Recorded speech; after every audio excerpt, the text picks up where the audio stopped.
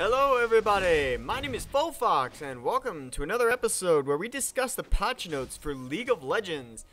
This week is looking to be a pretty interesting week, though very light, this being the week of October 17th. This is the Twisted Fate game update.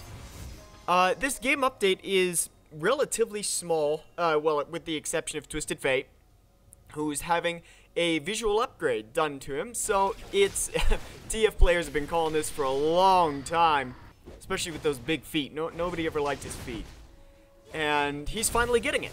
And with it, they're not really doing any balancing. It's simply bug fixes and so on and so forth. But we'll still go through them just so we can get the gist of what's going on, because every bug fix changes the game in one way or another, whether that be good or bad. So we'll see. We'll start off this with Fiddlesticks, who had a bug fix today where his auto attack could be interrupted by Dark Wind. Nothing huge. To be honest, this doesn't help him one way or another, and it's just more of a quality of life thing. Hecarim had a bug where if you use Devastating Charge on an enemy tower, it caused it to redirect aggro at you, no matter if you hit a champion or not. Good fix, good fix. His Devastating Charge does work on towers. It causes that additional damage, makes him great for pushing. But with this, and I've seen it happen a few times, but I was not sure if it was a bug or not, this confirms it, that, yeah, the tower will start shooting you if you hit it. It's like, no, you did not just do that to me, and starts firing away at you. So be it, tower. Katarina, she simply had some lore done. It was just some fixes and updates. Go ahead and read through it if you wish, especially if you're into League of Legends lore. I know Riot is trying really hard to bring their lore up. Ever since they got rid of the Journal of Justice, people are like, well, we like the League of Legends lore. You know, we felt kind of connected to it, even though it's here and there, and you get bits and pieces of the lore, especially if you read through the champions. Champions give you little bits and pieces so you can understand that there's a conflict and that, you know, I mean, Demacia and Noxus hate each other, but you never get the whole story, but they're really trying to fix that. So we'll see what Riot does about that. Lulu had a bit of a fix as well. Her auto attack could be interrupted by Pix. I have no idea how that one worked. It's I don't know. Pix attacks with her, but apparently Pix could stop it. Maybe they're talking about placing Pix upon a champion or upon an enemy, or ally or enemy rather, there we go, and finding out if, you know, Pix landed on the enemy target, she was auto attacking at the same time, does it stop it? Apparently it did. One way or another, that is fixed.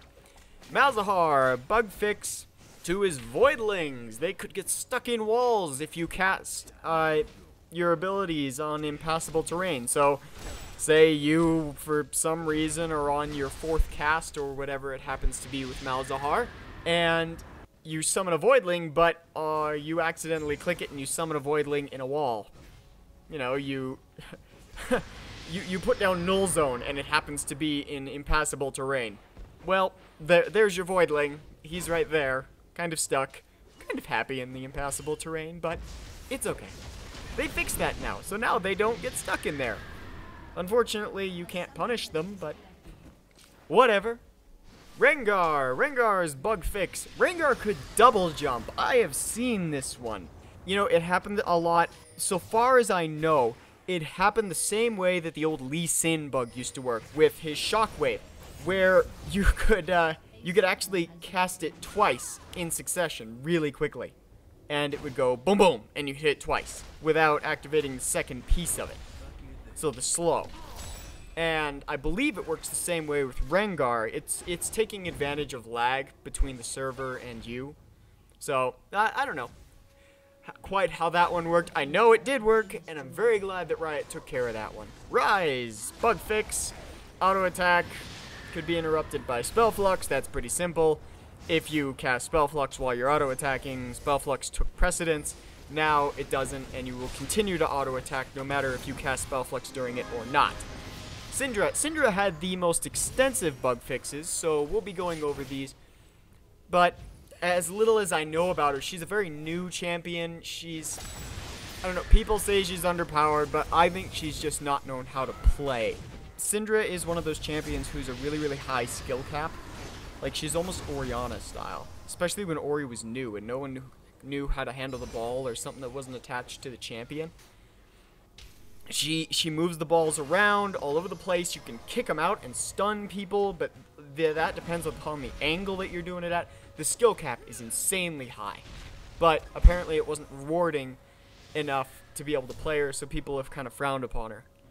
But anyways, that was a very long ramble on. Let's continue, shall we? Where Syndra could force monsters to attack each other. What? Oh my god, that is awesome.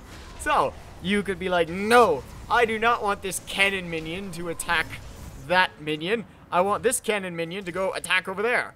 Or maybe it could attack your own minions. I don't know. That's pretty cool though, but I'm glad they fixed it. Well, maybe, I don't know.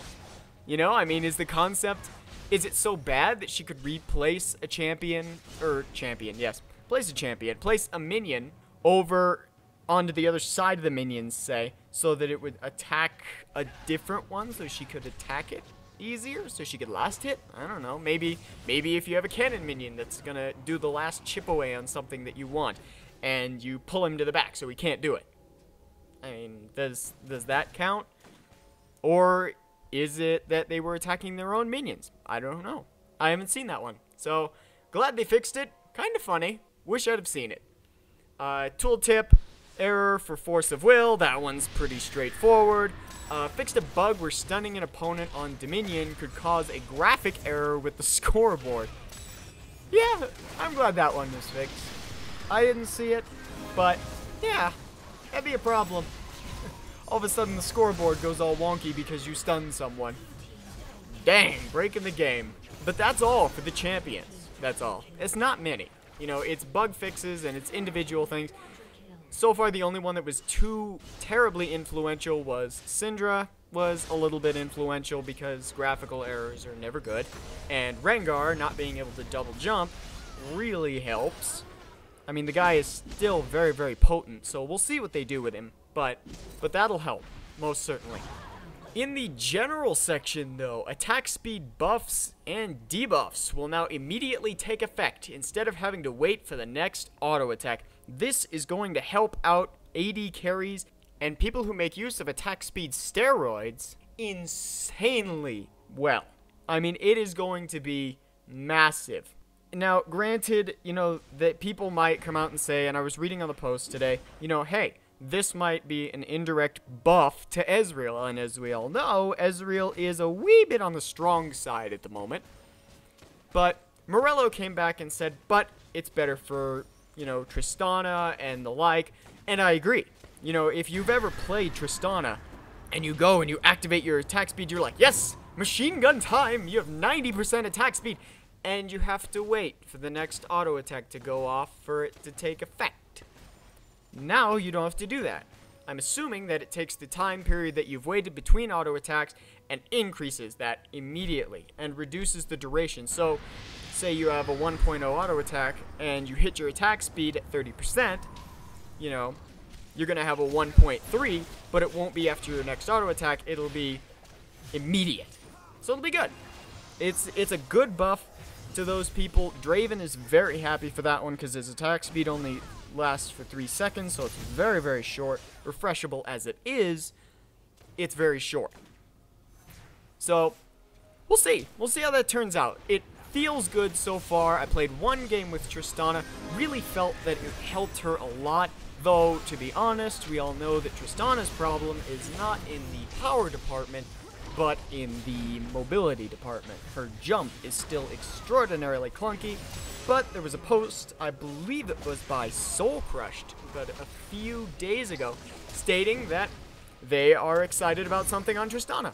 So who knows? We will see in the next patch. They might do something glorious with her. 80 scaling, maybe, you know, on her ultimate. People like that. honestly, I would love it if they would just fix up her jump. That is it. Just make it a little less clunky so that it doesn't feel like a dash while you're flying through the air. That would be very nice. And, oh, and one last final note before we go off here. Fears will no longer reset jungle minions. That one was talked about pretty extensively. It made it so that Volibear could not jungle to the extent that people wanted him to. I mean, I've never seen a Volibear jungle perform all that exceptionally, but this could probably help him a considerable amount. Now that he won't take damage as much, give him a little bit of AoE. I don't know if it does damage or not, but I do know that it'll reduce the amount he's taking. So, who knows? We'll see. And this will also help out Fiddlesticks. God forbid he's dying in the middle of the jungle. Be like, no! Fear! Fear the blue so that it doesn't eat your face. Maybe. Who knows? Alright, folks. My name is Fofox, and this has been your patch notes for the Twisted Fate game update. We'll see you guys next time.